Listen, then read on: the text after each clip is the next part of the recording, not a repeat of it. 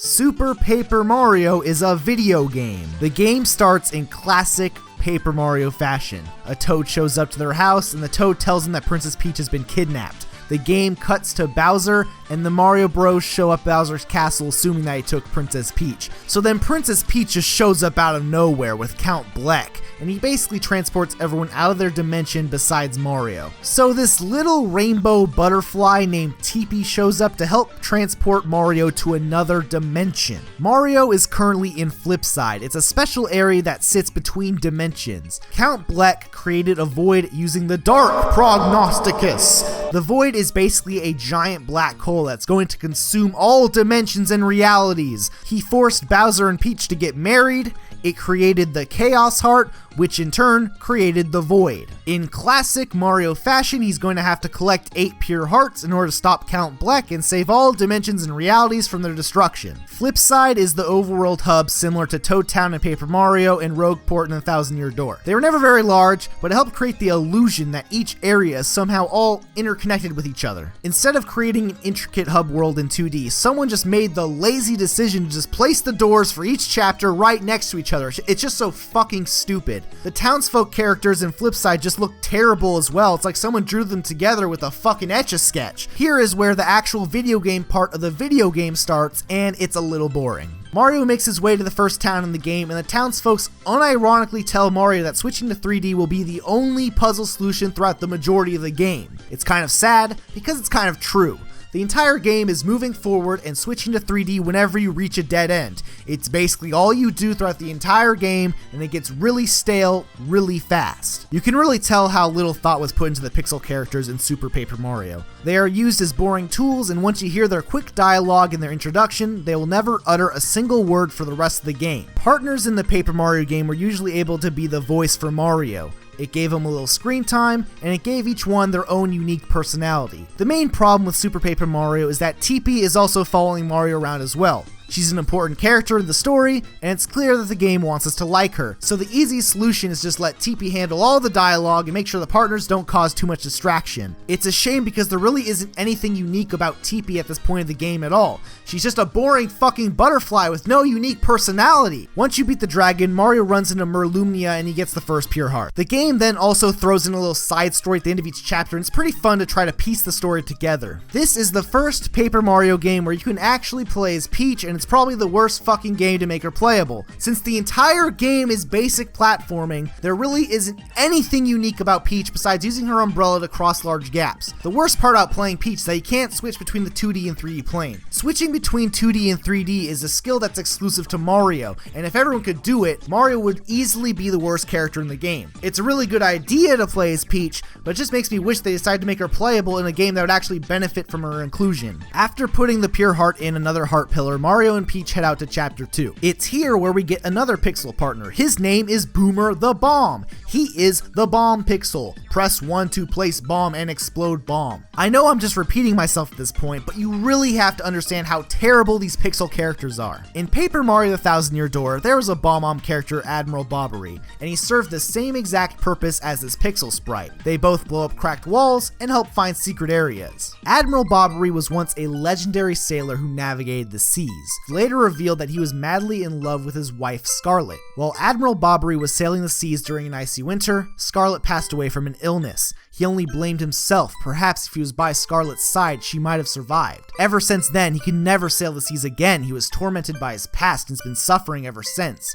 On Scarlet's deathbed, she wrote a letter to Bobbery, but he never received it. When Mario shows him the letter, Scarlet tells Bobbery that he has given her more than a lifetime's worth of joy and to never forget about his love for the open seas. He leaves for a brief moment to wipe away his tears before finally overcoming the loss of Scarlet, and he later joins Mario on the journey. In Super Paper Mario, Boomer asks Mario if he stays up at night, wondering if anyone gives presents to Santa Claus. He continues to ask Mario seemingly useless and irrelevant questions before quickly joining the party and never uttering a single word for the entire game. For a game to apparently have the best story in the series, it sure has a ton of worthless fucking characters. It's here where Mario and Peach head over to Murley's mansion. It's the worst part of the chapter, if not the entire game. Mario ends up breaking a vase, and he's forced to pay 1 million rubies to pay it off. In order to get the 1 million rubies, you have to hit a block in the generator room to earn 100 rubies, pay off a prisoner to get the access code to the VIP room. In order to get the 10,000 rupees to get the access code to the vault, you have to run on a hamster wheel for around 10 minutes straight. This has to be one of the stupidest fucking ideas I've ever seen in a video game. So now you defeat Mimi, and Murley explains more about the story as well as a third prophecy. She explains how the Heart of Chaos can only be beaten by 4 heroes, and it's assumed that Peach and Mario are 2 of the 4 heroes. They grab the Pure Heart from Murley, and that's the end of the chapter. Here we get a small chunk of the story. We learn that the characters in the story are called Blumir and Timpani, who are also 2 separate races. The third chapter is probably the funniest chapter in the game. A hunchback neckbeard lizard steals Teepee, and the whole chapter revolves around getting her back. Mario and Peach run into Bowser, and they have a little quick fight. Peach then asks Bowser to join the group to help them find the Pure Hearts. He rejects the initial offer because he's clearly the bad guy, but he eventually decides to join the group anyway. You fight a giant blooper, and here is where you realize just how overpowered Bowser is. He does double the damage of Peach and Mario, and when combined with the ground pound pixel, you will just completely obliterate every boss in the game. This game is so obnoxiously easy at this point that it's just laughable. The group eventually gets to the Neckbeard's fort where Teepee is being held captive. This is easily one of the funniest parts of the game just for its commentary on nerd culture. In order to get access to Francis's room, you have to answer a couple of true or false questions. The subtle joke at this section is that the highly factual questions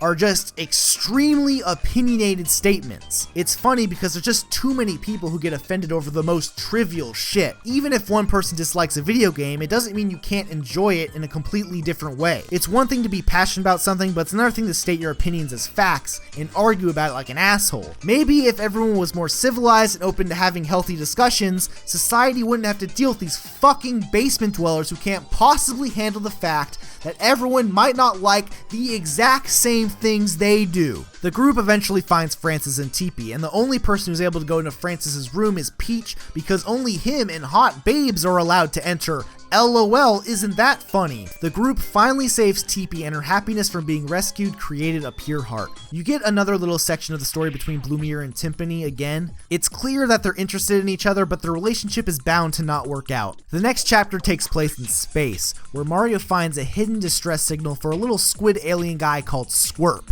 At this point in the chapter, you use Squirp to basically shoot projectiles. It turns this little section into a space shooter, and it's actually a really refreshing change in gameplay. They eventually land on a planet to find the entrance to the space byway, but now the group has to wait because Squirp has to go to the bathroom, but he can't go to the bathroom until he gives some complete random stranger something to wipe their ass with. You find an old man who wants to sell you this ancient clue, but really you just need it as toilet paper. The group eventually runs into Mr. L. It's obviously just Luigi, who is now brainwashed into working for Count Bleck. You do another boring boss fight with Mr. L until he gets into his robot, and then you do like a space shooter boss fight that's actually like really fun. Squirp then gives the group the Pure Heart, and that's the end of chapter 4. You get another small piece of the story again. Blumir and Timpani apparently agree to get married despite the problems that are going to happen. After the group gets back to Flipside, Merlin explains that Teepee wasn't originally a pixel. He used his ancestors' magic in order to transform herself into a pixel in order to save her life. Apparently Teepee lost her memory, and her origins are unclear. In the next chapter, the group runs into the Kragnons. They're basically an ancient caveman tribe. Apparently, plant people named Florosapiens have been kidnapping Kragnons, and the group agrees to go rescue them. You start following the Florosapiens until you reach a dead end. At this point of the game, every puzzle solution revolves around switching to 3D, or one of the really rare occasions where you use Teepee to reveal a hidden object. The solution is actually to do neither and to backtrack all the way to the village, which is the least intuitive solution. The villagers have already been kidnapped, and the rest of them were hiding in their houses. It's essentially a ghost town when you leave. After just beating your head against a wall, you eventually decide to wander back randomly until you notice that everyone is suddenly outside again. One of the Kragnons explained that you need to hit 3 blocks in a specific order in order to progress. Cool, that's fine. No big deal. You continue to progress into the level only to discover the same 3 blocks again. You try the same combination and it doesn't work. You now have to backtrack all the way to the village again to get a completely new combination. The game then decides to be a little snarky asshole about it this time, and you have to say please about 3 times before one of the Kragnons decides to tell you. This is the kind of thing that many games do to punish you. Mr. Rossetti from Animal Crossing makes you type out phrases to punish players for resetting the game. The reason they use it as a punishment in Animal Crossing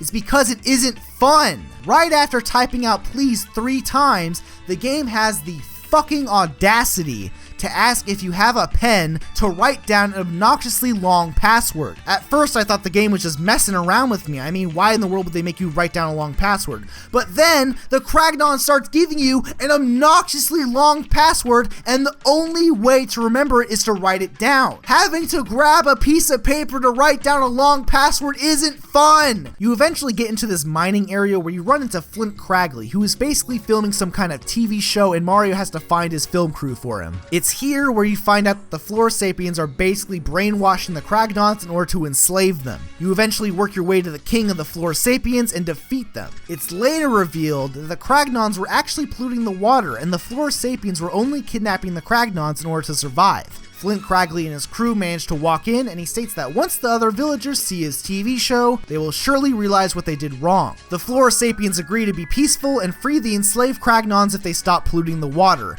It's a cool story moment that's supposed to make you feel sympathetic towards the Flora Sapiens. But the way the story is presented, it seems like neither the Kragnons nor the Flora Sapiens ever talk to each other about the issue at all. The game clearly wants you to feel sympathetic towards the Flora Sapiens, but all I can think about is how they essentially committed genocide on par with Hitler. We get another piece of the side story. It's pretty obvious with the information that we have that Teepee the Pixel used to be Timpani. Chapter 6 takes place in Sammer's Kingdom, and it's probably the laziest chapter so far. All you do is go through the same room and fight the same enemies 20 times in a row, and it just goes to highlight how boring the combat is in this game. The void has been growing larger each chapter of the game, and now it's large enough to consume this dimension. Count Bleck shows up for literally no other reason than to basically tell the player that he is Blumir, who was once Teepee's lover. The story really doesn't benefit from this reveal at all, but that doesn't really matter anymore. It's near the end of the game, so they have to start giving Teepee and Count Bleck more screen time in order to make you feel invested in the story. Before they can get the pure heart, the dimension is swallowed up by the void and the group is sent back to Flipside. The door is still there though, so they decide to take the door back,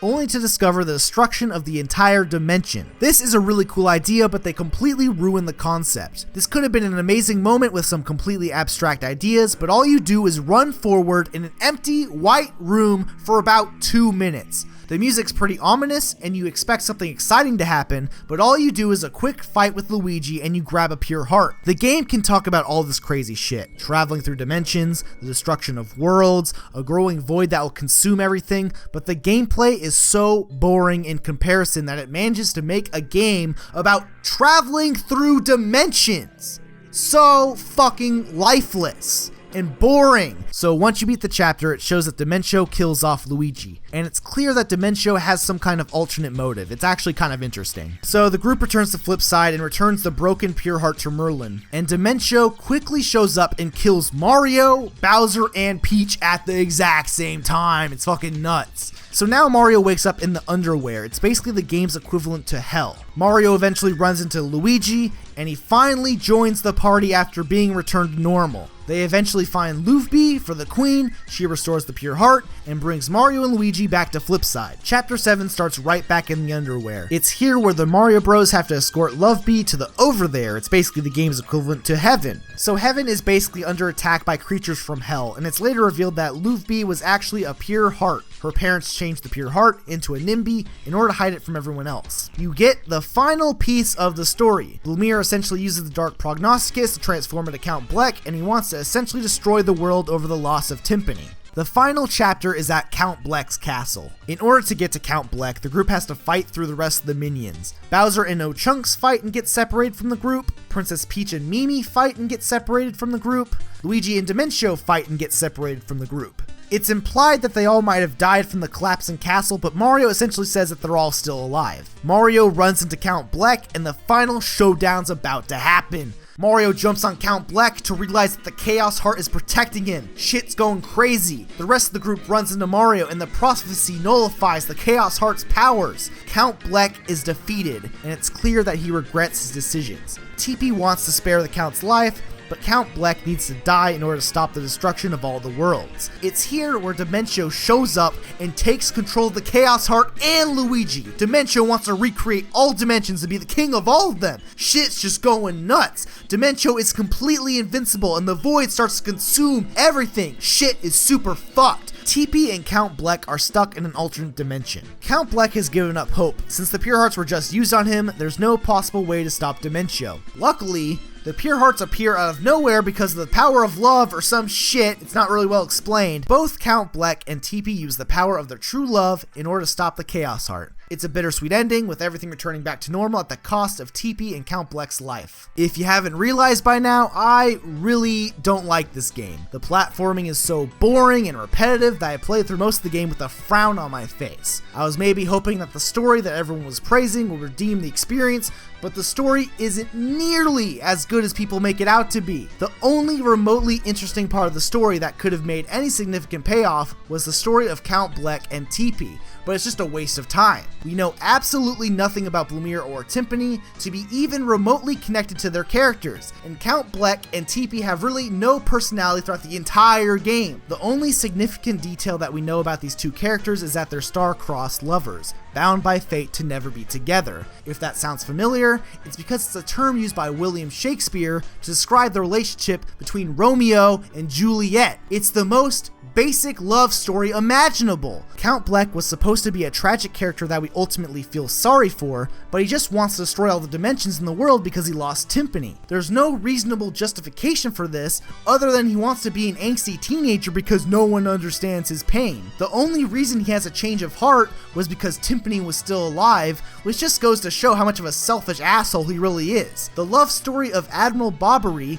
in the Thousand Year Door accomplishes more in 5 minutes than this game can accomplish throughout the entire game. Even if we pretend that Super Paper Mario is the best story in the series, the moment-to-moment gameplay is such garbage, it's not even worth replaying. Super Paper Mario is not fun, it's not engaging, it's not a Super Mario Bros. Game, it's not even a Paper Mario game, it's pointless. It's stupid, wasted potential, fuck this shit.